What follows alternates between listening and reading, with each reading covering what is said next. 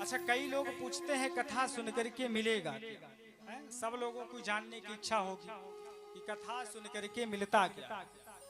महाराज आजकल तो भगवान ही बचाओ, अनेक अनेक पंथ चलने लगे। आजकल लोग भगवान को भी काल्पनिक बताने लगे। अभी एक व्यक्ति था तो कथावाचक था, अब नाम तो नहीं लेंगे, लेकिन वह व्यक्ति ने कहा कि सत्यनारायण भगवान की कथा जो है वो काल्पनिक है। और भगवान की कृपा से मैंने उसकी कथा को सुन लिया। जब मैंने उसकी कथा को सुना तो पता है उसने क्या बोला कि भगवान की कथा काल्पनिक है और ये सत्यनारायण भगवान भी काल्पनिक है। लेकिन अंतोगत्वा 3 दिन बाद उसको मैंने मना ही दिया। अंत में वो तीसरे दिन भगवान श्री सत्यनारायण की जय जयकार करने लगा। और ये बात प्रमाणित है, आप जाकर के देख सकते हैं, हमारी YouTube चैनल पर उसका पूरा वीडियो अपलोड मिलेगा। उस व्यक्ति ने तीसरे दिन मान लिया कि भगवान सत्यनारायण सत्य है, भगवान ही ईश्वर है। तो बहुत लोगों के मन में विचार आता है कथा में जाकर मिलेगा क्या? अरे कथा में जाकर मिलेगा क्या ये मत सोचिए, कथा में जाकर के क्या नहीं मिलेगा ये सोचिए। कथा में आने के बाद कुछ हेरने की जरूरत नहीं है। अन्य जगह जाओगे ना तो एक ही साधन उपलब्ध मिलेगा, लेकिन कथा में आओगे तो सारे साधन उपलब्ध मिलेंगे।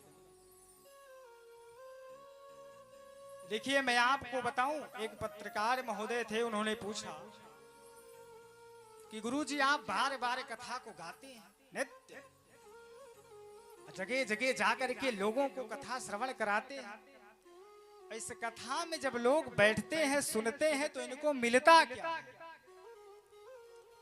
हमने कहा देखो भैया, 24 घंटे तो मैं नहीं जानता लोग क्या करते हैं, लेकिन जिस 3 घंटे में कथा गाता हूं और लोग आते हैं सुनने, उस 3 घंटे का मैं जरूर उनका फल बताता हूं और मुझे दिखता है वो फल कहां मिलता है।